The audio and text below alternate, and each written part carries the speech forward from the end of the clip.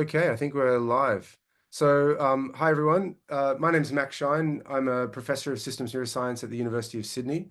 I'm really interested in a lot of different things, but one of them is really trying to develop and understand a multi-scale appreciation of the brain. Really think about explanations of neuroscience that incorporate sort of micro scale detail of circuits and cells, but also can stretch all the way up to understand how the process might work at a whole brain level. To me, this is a really, really exciting time to be in this space.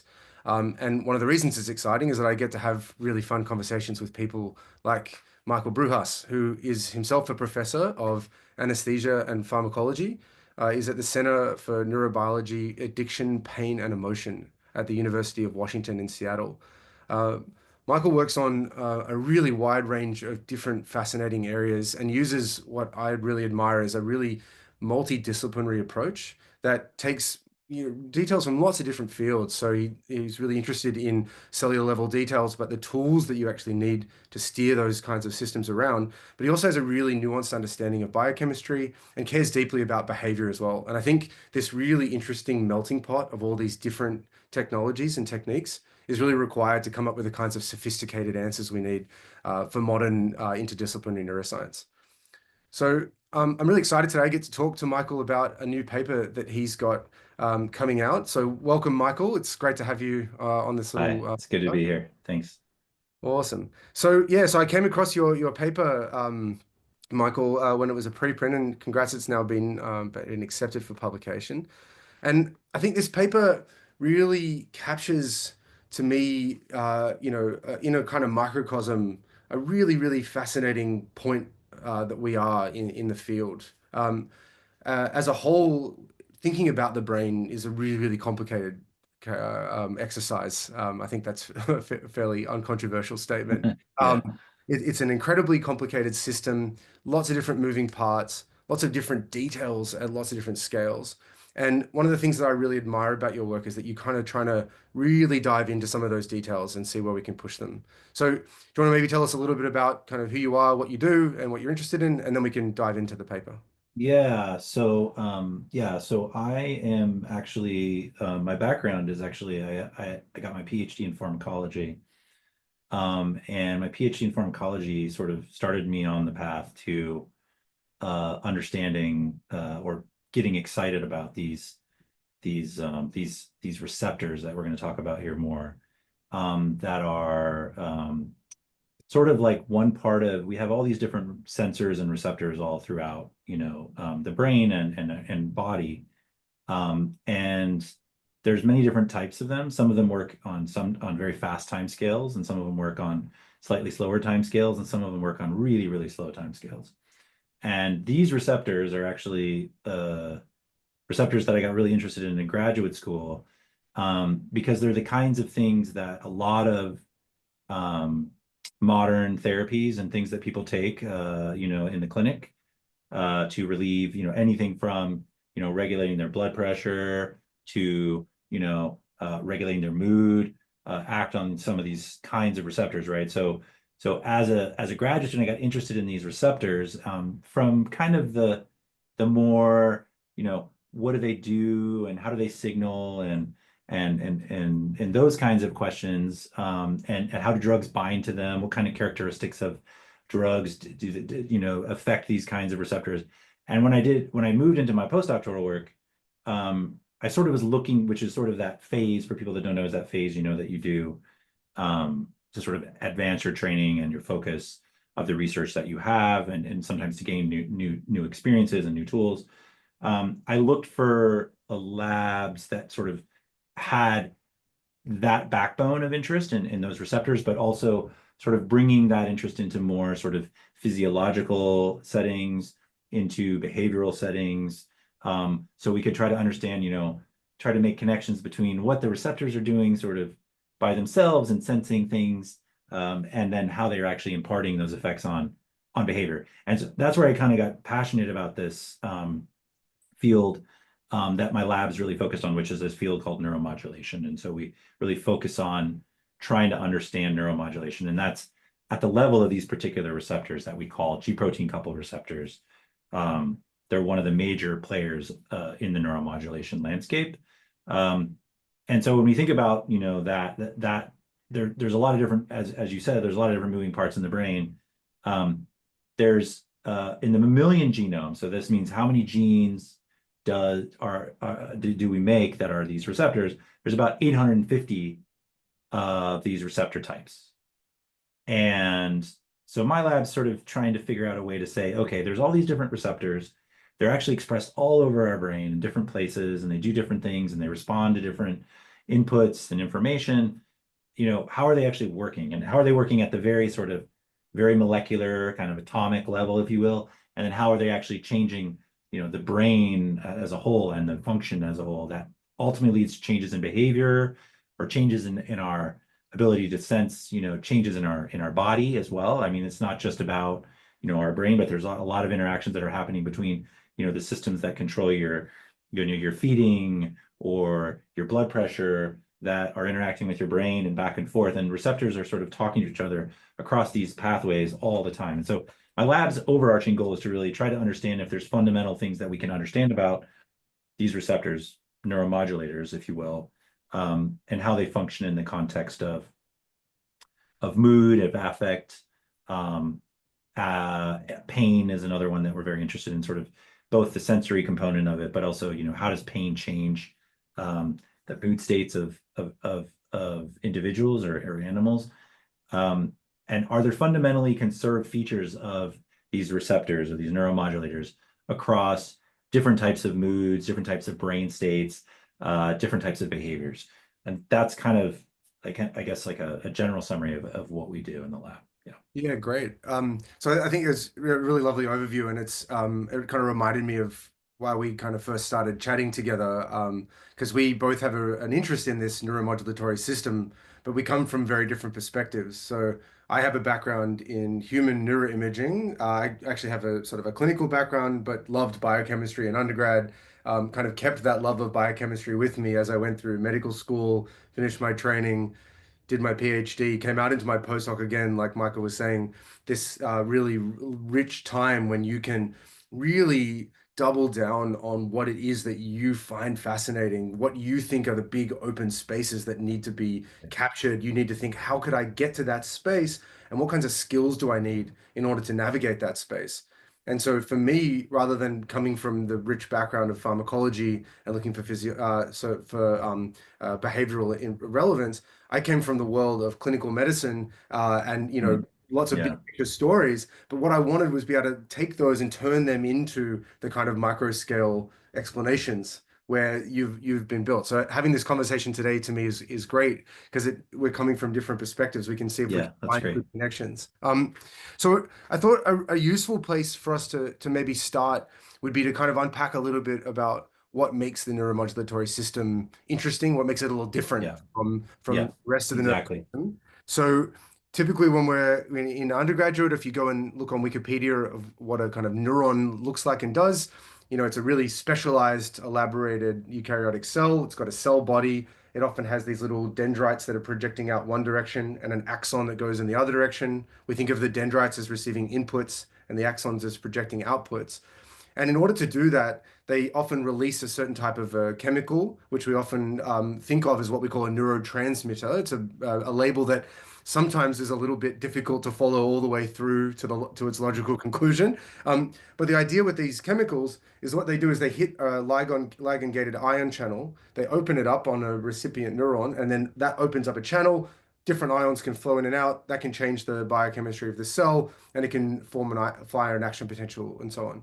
But the really fascinating thing about these G protein coupled receptors is that they work really differently. So, Michael, do you want to maybe give a little description of how these little GPCRs, as we call them, work and why they're different? Yeah, actually, it's an interesting thing. So if you look at biologists who study evolutionary history, it's kind of an interesting thing.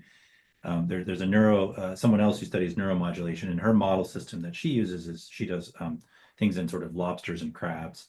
Her name's Eve Martyr. She's at the Brandeis University. And one of the things that she kind of reminds everybody of is that these neuromodulators actually, these molecules that act on these G protein coupled receptors actually came earliest in evolution. They came before the fast transmitters that are sort of, we think of as more electrical in nature, that work very, very fast on millisecond time scales, that cause the electrical activity to go up or down in the brain, right? So these are called things like glutamate and GABA. Those are the traditional ones, and glycine is the other one.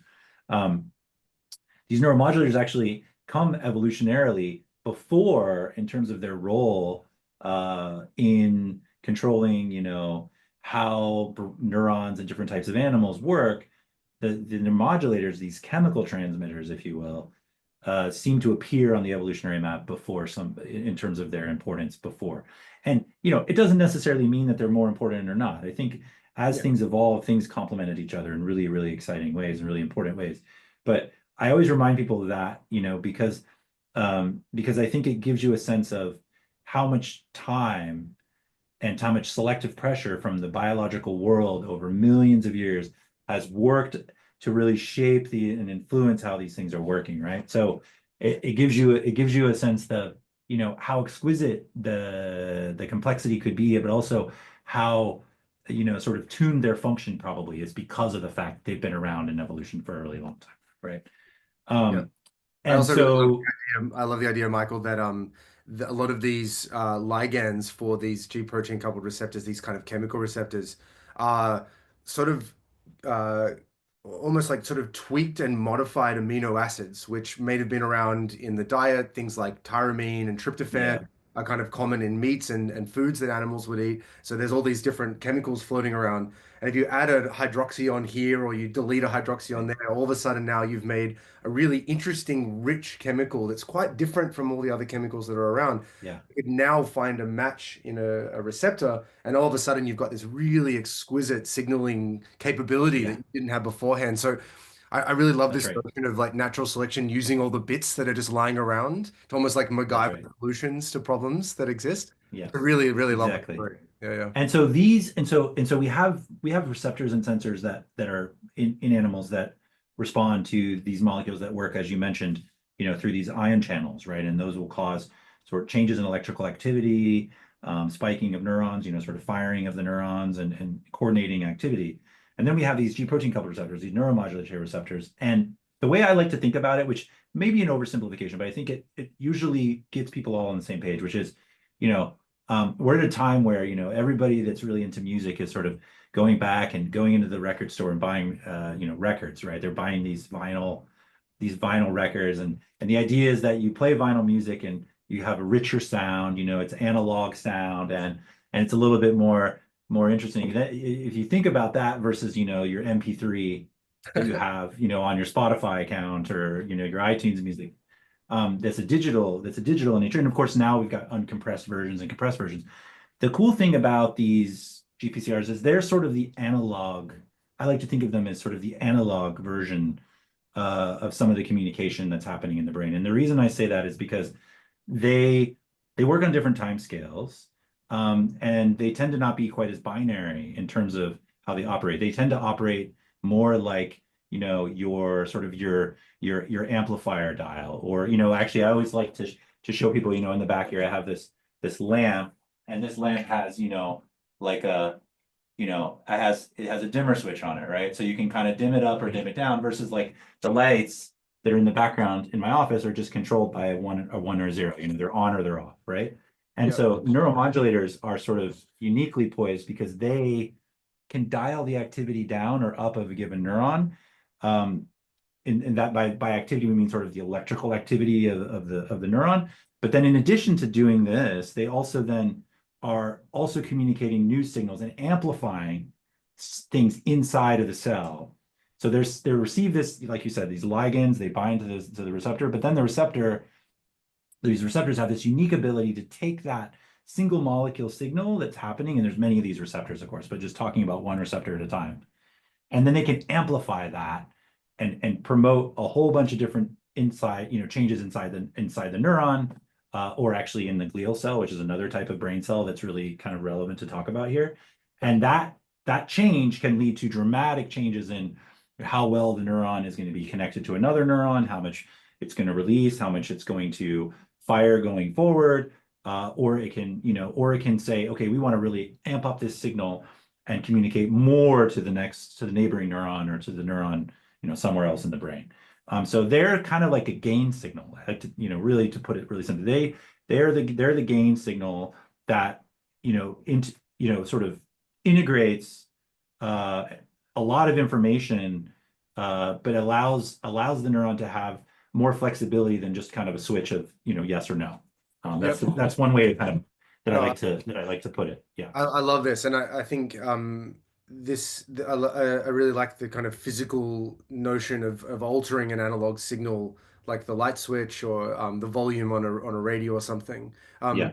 And as I think, coming to the field from the kind of the neuroimaging perspective and trying to understand the complexity of something like the cellular composition of the arousal system and all these incredibly complicated chemical signaling elements, those kinds of analogies are deeply helpful because what you can then do is you can say, all right, I don't fully understand the richness of this whole system. And if I was going to, I'd have to go off and do a PhD and a postdoc and a whole, Right. career in that. Yeah. What I need is the tether that lets me now have a conversation with people in that world and to a first approximation, understand a good enough heuristic take on what might be happening. So I find those really helpful. One area where I think the maybe the dimmer switch doesn't give us the full appreciation of the complexity here, and I think it actually points to what you were speaking Yeah. about, was that the arousal system itself is incredibly well, it's much more high dimensional than we give it credit for, right? So originally when we're taught about the arousal system, often we think of it as a kind of, a one-dimensional switch. We can turn the volume, the light up or Yeah. down, but there's actually a lot of subtlety in the system. So for one, there's multiple different types of these neuromodulatory hubs. So there'll be certain chemicals that release acetylcholine. There'll be others that release serotonin. Another that we're both interested in, it releases a chemical called norepinephrine, or if you're in Australia, noradrenaline, the locus coeruleus. Um, and if you want to start thinking about that complexity, that's one thing. But then you can also go down within the cellular hubs themselves, and you actually find a lot of complexity there too. So one of the really interesting analogies that a grad student of mine came across a number of years ago, Gabriel Weinstein. So he's now passed on from the lab, works as a postdoc. But Gabriel's a really established violin player. And we were having a conversation about this notion of gain. We do a lot of what we call Yeah. computational modeling of gain terms and see what the impact might be on the brain. But Gabriel said, as a violin player, I have multiple different ways of changing the gain of the violin. I'm not just stuck with a single knob that I can turn up and down. Yeah. I can press the bow of my violin a little bit harder. I can play a little bit more frequently back and forth. I could play pizzicato with my left hand. I can play fervently or Yeah. That's great. melody. And so we really like this idea of trying to extend the analogy of gain to a much more complex and nuanced Yeah. idea, like playing an instrument. I wanted to see if that resonated with you. Yeah, I think it's a perfect way of putting it because, when you think about these receptors, they're just molecules. They're just proteins that have, they're shaped, they're called serpentine receptors because they're shaped a little bit like a snake. They kind of bypass the cellular membrane. So they're sitting on the cell membrane and they're just kind of bypassing it. And there's portions of them that are on the outside, and then there's portions of them that are on the inside. And the outside ones are the part that receives the signal, right? There's sort of the antenna out there waiting to get the ligand to act to sort of respond. And then the inside of them is what talks to the inside of the cell and and there's many different types of them. So there's ones that can sort of boost activity. There's in a couple different ways.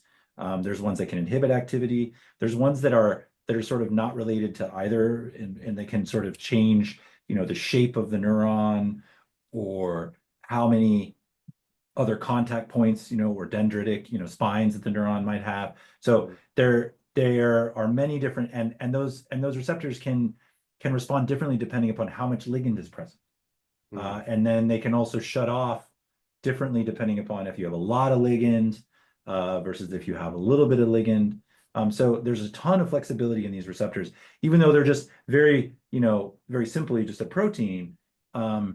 Each one that has its sort of matching key. We think of them kind of lock and key. Everybody likes to use that example.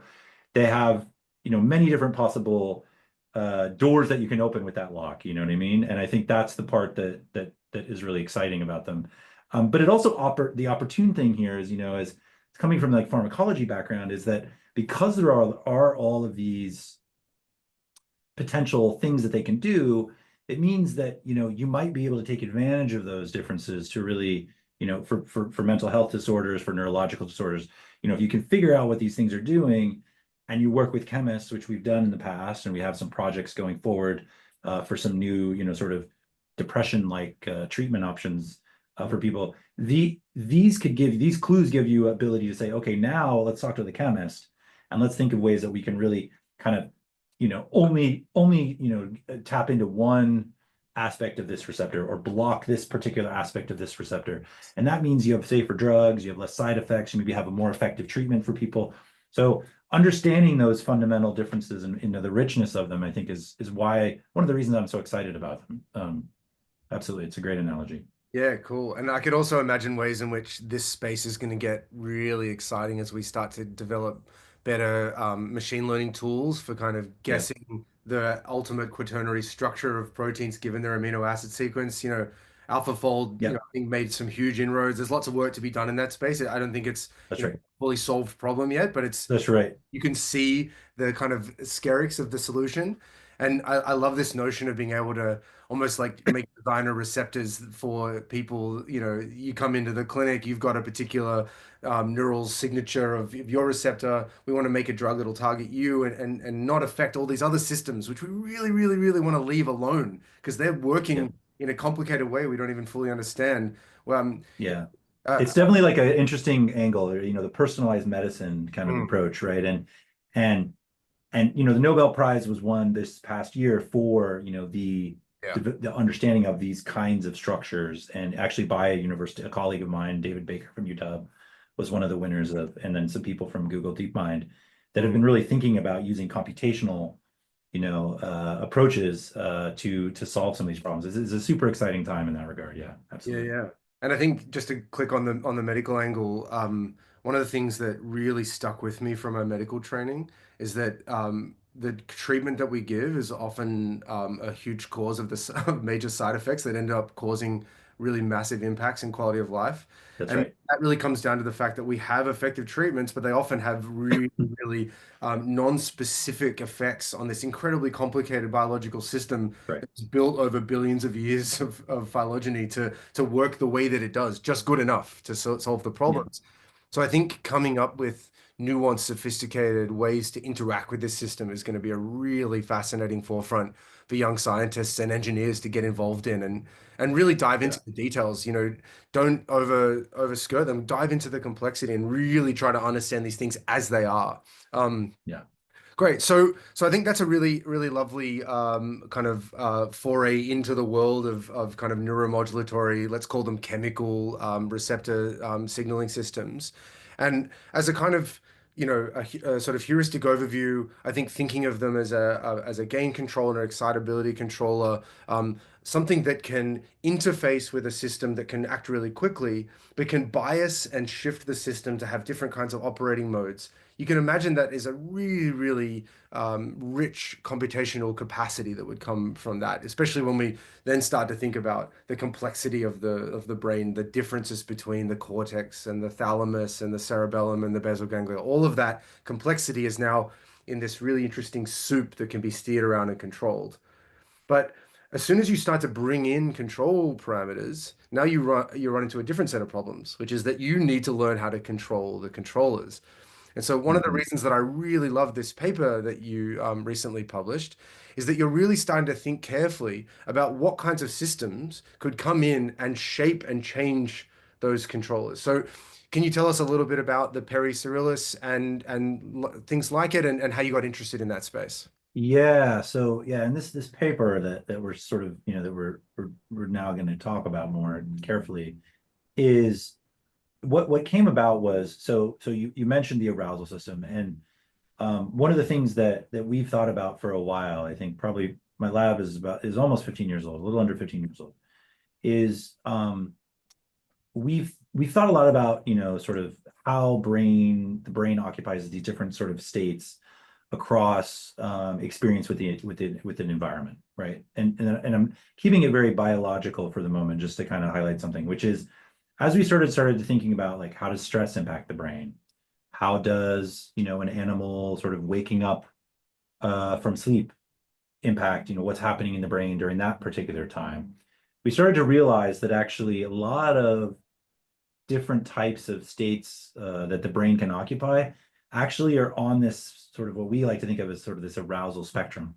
And you can think of stress as sort of like a hyper arousal state, right? You're just sort of all kinds of stuff is coming at you. It's hard to sort of sort through the information, right? You're not able to filter maybe the information as well. Uh, you're more stumbly. You can think of different things that happen. It feels like when something happens, at least personally, for me, something something stressful happens. Usually there's a series of dominoes and people say, I had a bad day. Like it was not my day. Well, sometimes it like feeds into itself, right? Because your cognitive abilities is shifted when you're in this hyper aroused state Yeah. and ability to process information. Um, Whereas if you're in maybe a really focused state, you might be able to process certain types of information, but not other types of information. And the Mhm. arousal system sort of shifts along a given, environmental, experience that people have in their day-to-day interactions that one system that we know that controls this, there's many that do, but one that is really important that we got interested in because we were really interested in trying to understand how stress is changing, how different types of stress impact the brain, is this noradrenergic system. And of course, this is the noradrenaline, the noradrenergic system or norepinephrine, and it is, very important for controlling your what we call the fight or flight response. That's the classic, the lion's coming for you, your pupils dilate to let more light in, your heart rate increases to get more blood out there. There's other things that are happening too, which we can talk about later, but you're basically like, okay, how am I going to respond under this situation? And you're sort of in this hyper aroused state. Well, in your brain, in your body, you have cells that release the norepinephrine and help regulate your heart rate. Um, and then in your brain, you also have a couple nuclei that make this norepinephrine. And what's cool about these cells is they're tiny, tiny nucleus. So they're called the locus coeruleus, and it's called locus coeruleus because cerulean is blue, and it turned out when they first discovered this structure, right, it was a blue, it had a blue like haze to it, and so it became the locus coeruleus. It's a tiny set of cells. In the mouse, it's like 2,000 neurons, so it's a very tiny amount of neurons that make this norepinephrine. Um, and what's interesting about this tiny nucleus is that while it's super tiny, it sends uh, you know, axons. So the structures where the soma are, the cell bodies of these neurons, all these projections, these norepinephrine projections go all over the brain. So basically, the brain has this nucleus that sends norepinephrine across the brain. Yeah. And all over the brain, from the front of your brain to deep into the amygdala, where sort of your fear center is, uh, and even backwards, it even goes back down into the spinal cord too. So there is some direct connectivity to your spinal cord. Um, and when we think about that, we thought, okay, this is really interesting. And people have been studying the structure for a while. And one of the leading beliefs of this of the field was, okay, when there's a stressful event, these neurons basically all increase their activity, and Mm. norepinephrine is released across the brain. And when that happens, that gives you the ability to sort of deal with the stressful situation, sort of the classic fight or flight response that I mentioned. Yeah.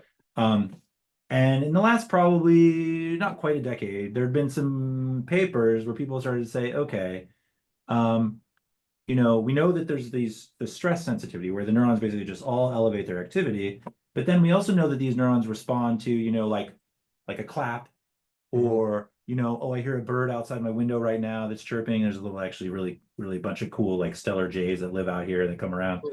And you're like, oh, I'm paying attention to them now, right? Or, there's a crow flying over here. So all these other stimuli are coming at you. And when that happens, people started studying these neurons, started to realize these neurons fire these very tight little Mhm. burst events. And they release norepinephrine in places like the front of your brain, like the cortical regions. They might release norepinephrine deep in your brain in some of the sort of subcortical regions like the amygdala. Yeah. And they're more of like discrete sort of norepinephrine release events. Mm. And so norepinephrine is not just, hey, I'm scared, I need to fight this stressor. it's also communicating some other information that's relevant to salient stimuli that are coming in at you at the same time. Yep. Um, and So so people have thought about the population as having kind of two ways that it can, two ways that it can respond. Um, and the question was, do all the neurons do that, or are there sort of subsets of them that are doing different things? And um, for many, many years, we didn't have a lot of ability, and this kind of comes back to your earlier point about, tools and technology really kind of helping pave the way forward.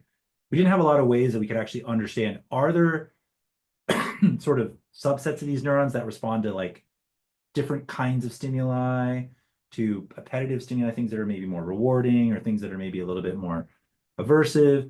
Um, and how does that relate to sort of that coming back to that arousal spectrum? How does that work? Well, in about the last 10 years or so, I guess, people started to realize actually there might be some subsets of these neurons that are maybe going to different places and specifically Mhm. going to different places in the brain, some that are going only to the spinal cord versus those that are going to sort of the cortex, for example, in your brain. Yep. And or there might be different responses that these neurons have to things like cues, things that are paired with sort of aversive experiences, or things that are or if an animal or an individual is trying to recall a prior event. Yep. And these papers came out, and we were sort of like, well, this is cool. We sort of always had a hunch that there's probably more diversity than what we originally thought in Yeah. terms of this population. But at the end, it became, okay, well, but how would that be? How would the neurons have, this if there is complexity, and it looked like evidence was coming out from a few labs, actually a really beautiful paper from Josh Johansson's lab at the Riken Institute in Japan in Yep. Nature Neuroscience. I think it was a 2017 paper that found that there were different LC neurons that are projecting to the cortex versus those that are projecting to the amygdala, and Yep. showing that those have different types of responses in fearful situations. Um, The Started other to one that I really really push this. What's that? The other one that I really love is the one from Vincent Pret and Provencher, where they were tracking the axons of the locus coeruleus during a reinforcement Yes. learning task. And they show that during some elements of the task, you get this kind of almost like popcorn type effect in the locus coeruleus, where some of the neurons are active. But then if you get a really big prediction error, the whole thing lights up like a Christmas tree. And I think it really comes back just to kind of reinforce the analogy. You could imagine playing a violin and just like slamming your bow Yeah. across the strings. That would be like hitting the whole thing. But you could also imagine playing a really delicate melody and having that ability to kind of shift between these Yeah. different modes that have a complexity axis would confer such a huge adaptive benefit to an animal That's because right. now it's not just lights on, lights off, it's lights subtly on and letting this little system take the lead Yeah. for a little while. And then it's also now, okay, quick, action stations, don't think about it, run away from the tiger. So I just wanted to Yeah. reinforce, I think this is No, that's a great, and that's a really good example. There's also this newer paper that has only been out for a little while, which I also like, which is where they took people from all different species that have recorded from these neurons and sort of compiled it all into one data set. And yeah, what you see is a lot of consistency across the species, which is also always, as a biologist who works mostly in rodent models, being able to see that consistency up into non-human primates and some of even the human work that people have been doing it's a satisfying thing, because sometimes the critique is, oh, you're doing all your studies in mice, like does it actually mean anything for human health or for the yeah, relevance about humans, how human brains work. In the case of the locus coeruleus, there's a lot of conservation, and I'm going to come back to that later as we talk more about the paper. But so we have this data, and at the same time, there was a technique that kind of came about that was starting to evolve and in neuroscience, and it had been used in other fields, but it hadn't really come to neuroscience until more recently, which is this approach called single cell RNA sequencing. And basically, what it does is it allows you to take populations of cells and identify in each cell what genes are there in a given cell type. mm, And there was evidence from some old papers from one of the leaders in this field for many years, and sort of got me excited about the LCUs. This professor Gary Aston Jones at Rutgers. He's now at Rutgers, and Rita Valentino. And there was a couple papers in rats where they had shown that in addition to these norepinephrine neurons, right next to them, there's a population of cells that seem to be possibly GABAergic cells. So cells in the brain. GABAergic cells tend to be inhibitory cells, and they tend to have an inhibitory function. In other words, they're all over your brain, and they can release this chemical transmitter GABA that can work both on G protein coupled receptors or ion channels, and it can act to sort of suppress the activity of the receiving neuron. Mhm. Well, there were these neurons there, but there wasn't a ton of anatomy that was done, and there was another paper that also came out from a lab um, maybe a few years after that paper, and it was sort of right in the middle of our study. But it also showed that there's some GABA cells there, and they might be changing when in sort of different types of arousal type of states, and it was Different it was kind states, of different types. tantalizing. Yeah, yeah. Exactly, and we were like, oh, these cells are interesting. So Andrew, who was the graduate student in the lab at the time, I said, let's sort of target these cells, Well, first of all, I told you already that this nuclei is like 2,000 neurons, so it's super small in a mouse. It's basically a mouse brain is about the size of an almond, right? And this structure is 2,000 neurons that, a neuron can be, 50 microns across. So you're talking about this tiny, tiny space that you have to hit. And Um, it's also and sitting it right took where a whole bunch of other structures are sitting that are really important for the mouse to stay alive. exactly Breathe right. So and keep its blood pressure in check and things like that. that's Yeah. right. So, Andrew comes in, and I'm telling him about these neurons and saying, this would be a really exciting project to try to figure out more about what these cells are. They're Mm. there, but we don't really know anything about them. And I don't know that anybody else is kind of working on this. This is always the thing that we do as scientists is like, okay, who am I competing with, right? Am I going to have some time to figure this out before I get scooped or before, so we always kind of have those conversations sometimes. And so I said, let's try to hit them, right? So we took mice that make that are special transgenic mice that allow us to target GABA neurons essentially through a genetic trick where we can take a virus that expresses something like a fluorescent reporter, like a GFP, for example, and we can inject it, and then it will only express in GABA cells. So I had Andrew inject, and it took him about 6 months to target these things and be convinced that we could really just target them. Because, of course, as I told you earlier, there's GABA cells all over, right? Yeah. So, Yeah. so if we don't hit just these and they're starting to bleed into other structures, then we can't be sure that we're actually studying these neurons and so forth. So he was able to do that very carefully, and now other people in the lab have learned how to do it. Um, and what he did that was kind of interesting. He said, okay, well, a let's just see what these neurons respond to. And in the prior studies, the animals had been head fixed, and they were not really looking at, all the possible things that these neurons might respond to. Yeah. It was a very focused set of sort of, To really things that choose might and a change study of their different. pupil Yeah, yeah. diameter or things like this, right? So we thought, well, let's put something in them let's put a genetically encoded calcium sensor. And basically what this is gives us the ability to say, okay, we're going to target these neurons, and we're going to express a sensor that whenever the neurons fire, there's Mhm. going to be an increase in fluorescence, and we can measure this with a fiber optic. We basically put a little fiber optic in the brain, and we can see, like, whenever the neurons are active, we can see what happens. Well, we did that experiment, and we screened across a whole bunch of different types of behaviors that we would think of as aversive behaviors, appetitive behaviors, neutral sort of odors, Yeah. salient I remember. stimuli, Yeah. a big spread, so we could kind of cover that arousal spectrum, if you will, right, of things that might tap into the system. And of Mm. course, these neurons are just right next to these norepinephrine cells. So you think, well, maybe they talk to each other, but just because you have two populations of cells next to each other doesn't necessarily mean they're actually talking to each other. Yeah. Um, and so we collaborated with a colleague, a friend of mine, Chris Ford at University of Denver, or he was at Colorado, Denver, and he did some simple electrophysiology experiments, which basically just said, yeah, these neurons actually are directly connected to the norepinephrine cells. And that had been shown. A couple other people had shown it, but as good scientists, we like to reproduce work and make sure that that's actually the case. And then we saw that these neurons have all these different responses to these different stimuli. And we thought, well, these are kind of interesting. Maybe these are sort of acting as some kind of filter integrator for Mm. information that's coming that is going to influence the norepinephrine system or the noradrenergic system. Um, and so we thought, okay, well, we need to find out. We know they're GABAergic cells, but just because a neuron's GABAergic doesn't mean it's not also something else.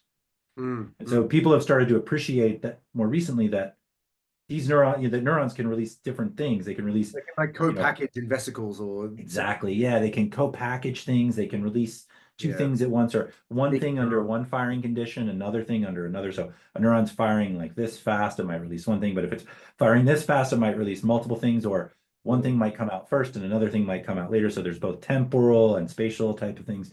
very cool. And so we did the RNA sequencing. So we did single cell RNA sequencing. What are the molecular identity of these cells, right?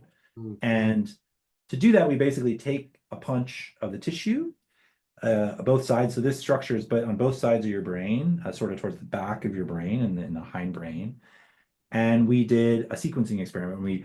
It took us a long time. There's a lot of data to analyze. And because one thing that's hard about this, and it hadn't been done before for the LC, which is sort of was a surprising thing, is that we didn't have, we don't have a lot of cells. Yeah. Some people about RNA sequencing with a big nucleus, you have lots of cells, and so you get lots of reads. So we're trying to get a certain amount of confidence in our data set, and so we had to do lots of combinations and iterations to get enough cells where we were really confident that we had norepinephrine cells in our sample, these GABA cells in our sample. There's another population of excitatory cells kind of in the middle. There's like a Yeah. donut hole of glutamate or excitatory cells right in the middle of the GABA cells. And that sequencing data told us, wow, there's actually an incredible amount of diversity here, heterogeneity here that is, That's in the GABA neuron population as well as in the LC population. And that was an exciting moment. I remember sitting outside my office when we started getting the first data coming in and doing the first round of analysis. And we got the first data, which is okay, did we get the noradrenergic cells? Yes, we did. So that meant we were right. confident in our sample. We had a kind of a positive control. But now we've got all these other markers, and we started collapsing these and looking for overlapping genes that were specifically in the GABA cells versus in the noradrenergic cells. And what we found was that the noradrenergic cells themselves had different types of GPCRs on them. So Mm. some would have one flavor of GPCR, one enrichment of some types of GPCRs. Another population group would have different types of GPCRs.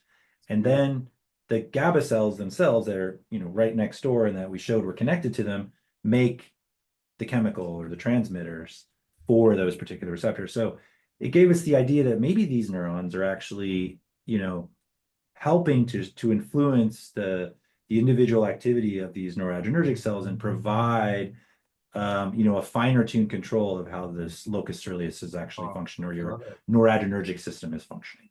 Just to throw in an analogy to kind of highlight there, it's such a beautiful thing to think that if we went, let's imagine we were like going to a high school and we wanted to say, oh, we're going to go look at some high school students. We'd be quite comfortable saying, oh, we're going to go look at a bunch of high school students. But if you went down and interviewed and interacted with each one of them, they'd all be completely different from one another. They'd have Yeah, their own interests and right, taste in music and like this sport, that sport, what have you. So at one resolution, you can say, oh, yeah, these are all GABAergic cells or all these are all LC cells. But actually, down that's at right. the level of the individual detail, there's so much diversity that the biology can take advantage of in really interesting ways. And I think this actually kind of really puts its finger on why it's so damn hard to think about a system like the brain in a sensible way. Because at one resolution, you can say something, at another resolution gets completely betrayed at its Yeah, fundamental that's core. right. I think it's what That's makes it right. Yeah. fascinating to be a neuroscientist nowadays. It is. It's a great analogy. And I always try to tell people, to also like why development of new tools and new approaches are so important, right? Because, if you Mm-hmm. don't have the more powerful telescope, you don't know that, there's another galaxy over there, or there's Yeah, another, you can't see. What you can't see, you don't know, right? And so yeah, the tools enable us to see, and here the tool is this single cell sequencing. The other thing that we did that complemented this was I had a colleague here, Lang Gu, who had been developing this approach to not only, because when we did this, we just took punches, we put the cells in this kind of sorting mechanism, and then we do analysis and sort of look at what the genes are there. yeah. But then the question also is okay, well, where are all these different types of cells? Where are they actually located in space? Gotcha. And very new techniques have been coming about where you can actually do this single cell type of approach, but you can actually do it on the tissue itself. So Okay. everything is sitting there intact. You've cut the tissue and you can see, okay, now here's where these genes are expressed. Here's Right. where they are. Now this technique is going to be huge for pathology, for health, for lots of different things. But we used it. We collaborated with this Langsai up in biochemistry, just upstairs, And he had just been developing this technique in a neighboring structure. And I thought, wow, this is really beautiful. We should try to do it for the LC. And so we did it also in this paper, and we were able to take that data and kind of combine our more kind of crude approach with this spatial approach and really get an idea that actually what we're seeing is consistent, that there's particular actually sublocations where these GABA cells that might be expressing one transmitter versus another are located versus maybe another type of cell. And that Like it was clicky. also Yeah. exactly like they have these little neighborhoods essentially, Yeah. right? Awesome. And so that got us excited too, because then we thought, well, this means that maybe, um, there might be different ways that those particular neighborhoods are talking to other parts of the brain. And then, it sort of opened this door that, hey, these GABA cells could be this really critical integrator of information because they're not just GABA cells. They make other transmitters. And on the LC, you have different types of molecules that are represented in the receptor populations that are there, right? Now, I Yeah. will say as a caveat, and this is something that you've probably thought about too, is obviously there's these receptors, and we're focusing on them today because that tends to be our mutual interests as well Mm. as like the interest of neuromodulation as a whole. But in the paper, we could sort these cells by many different criteria. We could look at their ion channel compositions. We could Yeah. look at other signaling molecules. And there's a lot in that. There's a lot of data in there that, frankly, like we kind of put our blinders on because we're like, at some point you have to write up the paper. Yeah. But Yeah. there's a lot more that we hope that other people will take this data set, right, and find new things that we didn't Yeah. find because that's what's nice about this is a very high throughput approach that gives you lots of data.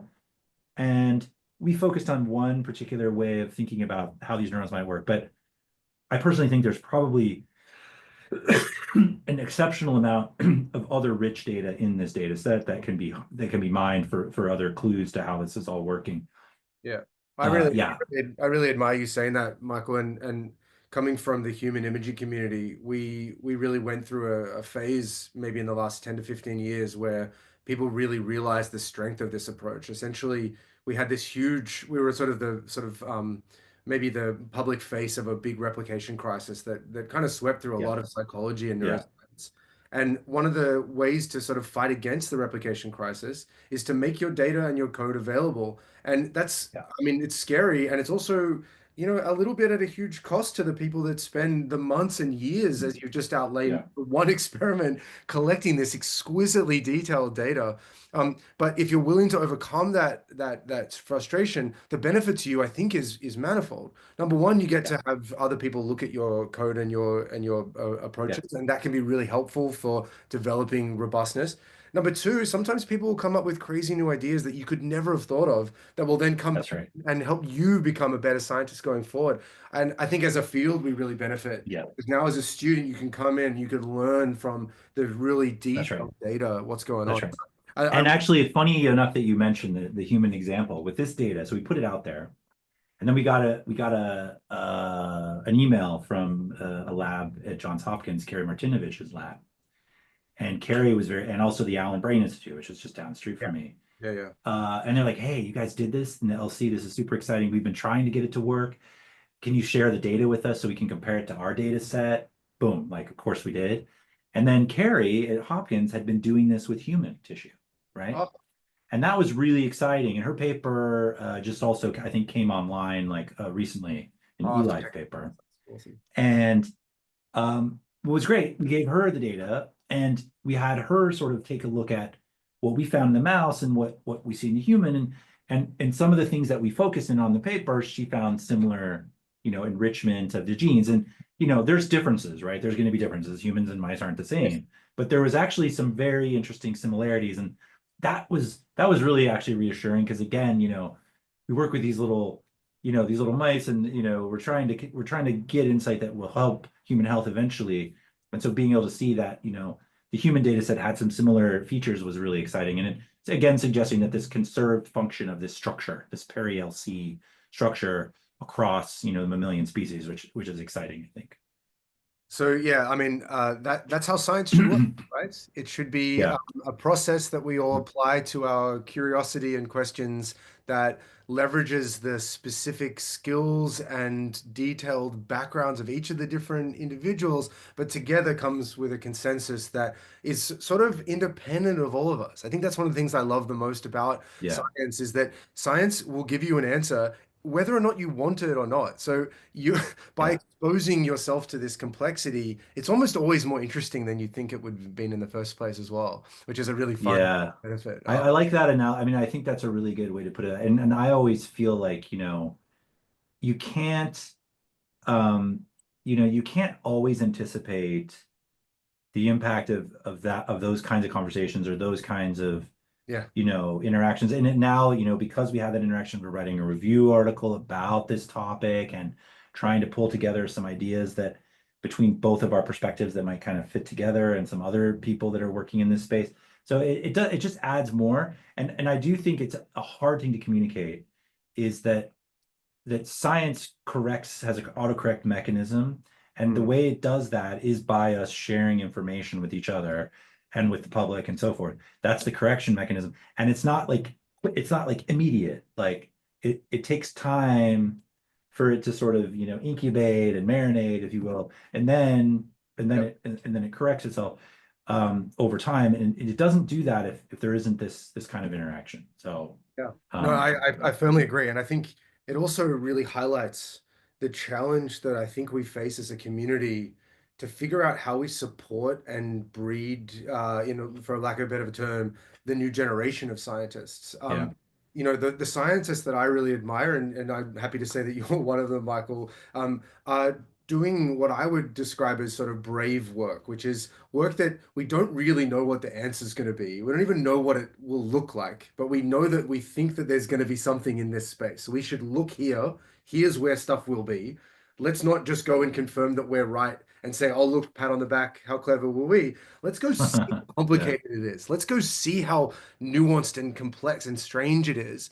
And, as you've seen just in our brief conversation today, speaking to the listener now, how hard it is in order to have a little idea and follow that all the way through with all the different specialists that have to come on board, with all the time it takes to really make yeah, sure that you're right, and with the young minds that you have to have there trusting the process that at the end you'll yeah. come up with a much more interesting question.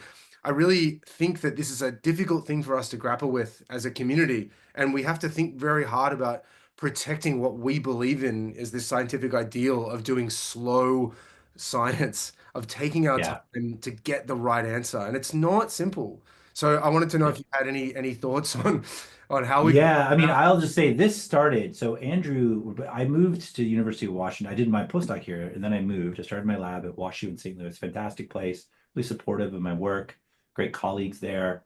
And we started there. We started these injections where we're just trying to hit the structure, try to figure out some simple things there. And then, we moved here and Andrew came with me. And then Lee joined the lab as a resident fellow, as a postdoc kind of resident fellow. He's an pediatric anesthesiologist, but Mm. he joined to do kind of like a postdoc at the same time. I mean, I don't know if Lee sleeps at night or not, like his arousal system is like, but the two of them, spent, a good 5 years doing Wow. all this stuff. And not including, we send the manuscript out, we get revisions, all, but it it took a long time. And it's kind of funny because by the time you're done with it, you're like, if I were to redo it, now I have all these, by the time you get done, there's like, oh wait, there's a newer version of this technique I could have done, or there's this, and you're sort of, it's hard as a scientist, you're like, gosh, I wish I could just do it all. And of course we're now adapting and doing more with this structure. But Of course. Yeah. the two people that led the study, one was a graduate student and one was sort of a postdoc. And then there's a whole bunch of other people in the study too that really, really came in and helped out as well at all different levels of their training. They're, right at the beginning of their careers. Mm. And now they've got this big discovery that they can use to sort of open up a whole bunch of new possibilities and new questions for their own research programs that are sort of separate from my own. Their tenacity. I mean, this is the thing with this kind of project, this tiny nucleus. There was a couple times, the second time we did the experiment where we did the single cell seq, we spent a lot of time on it. We got really poor data set. And I said, okay, well, it looks like we're gonna have to do another round. And I could just sort of, you can feel the sort of Yeah. collective gasp and sigh, but they did it, and they kept with it. And because they did it, that's why we're here. That's why we're at the point where we have this whole new data set that we've shared with lots of other groups now. I think we've had several groups across the world, email us, and we've given them access to the data. They are really the story here in terms of the effort that was put in. And um, So glad they worked on it. yeah, I'm glad that they worked on it. And now I have people that are joining my lab or in the middle of the, experience in the lab that are following up various aspects of this study and trying to figure out, okay, well, what does this subset of neurons do? Yeah. How can we target these neurons specifically, these subsets of them? Can we use some new genetic tricks, or what do these subsets do? Because in the paper at the end of the day, we do the sequencing, and what we decided to do at the end was sort of focus in on a few of the populations. So Mm. there's many different types of these subsets of these GABA populations, these pericellular populations. But what Andrew and Lee kind of decided at the end of the day, and we kind of thought about it and talked about how are we going to make this, how do we make this connection? Because I'm just telling you, we have this map, right, of their identity, who what they express and so forth, and where they live in the structure, but we don't really know what their function is. And that was missing, right? So we chose a few of the subsets of the populations where we knew we could get access to them genetically, and we looked at their activity across the same suite of arousing, stimuli, in exploratory behaviors, in head fix situations. And what we found is that the different subsets of these neurons responded differently to different stimuli. And that was also really exciting because that suggested, okay, this idea that maybe these neurons and these subgroups of neurons have the ability to control the norepinephrine system in a way that gives it some specificity in Mm. different parts of the brain, um, was pretty exciting. Like that was unique. Now, then the question is, okay, well, what if you just turn up or turn down these populations, right? Do you see differences in behavior? Or do you see differences in activity in the locus coeruleus? And we did that experiment too, and with a subset of animals again, and we found that depending upon how you turn on different subsets of these neurons, you get different responses in the animal, different behaviors, different types of exploratory behavior, different types of arousal type of behaviors. And so that's kind of where we ended the story. Basically, like, these are the possibilities. Yeah. Yeah. We've concluded that there's a lot of diversity within this GABA population and heterogeneity Yeah. that responds to different types of arousal along that spectrum, and that in all likelihood that difference in these GABA populations and subsets of them Mm. influences the arousal system across the brain in interesting ways. Now, there's a lot to really unpack from the data Oh set yeah. So and many new try to questions. Yeah. so many new questions to go after. And it's great to have these people come into your lab and to mentor them, because my lab, even though I have a large group, is nowhere near equipped to answer all of those possibilities. And so having people to do it and continue the work and sort of pass on that those insights to the next generation is exciting. Yeah. Really takes a village. Yeah, it does. Exactly. Well, so that was absolutely fantastic, Michael, and I really love. I feel like I could talk to you for a couple more hours about all Yeah. this. I think it's a really fascinating space. So thank you for all your hard work, and thanks for all the chat today. Awesome. Thanks for having me. I appreciate it. It was a delight. Cheers, mate. The Transmitter.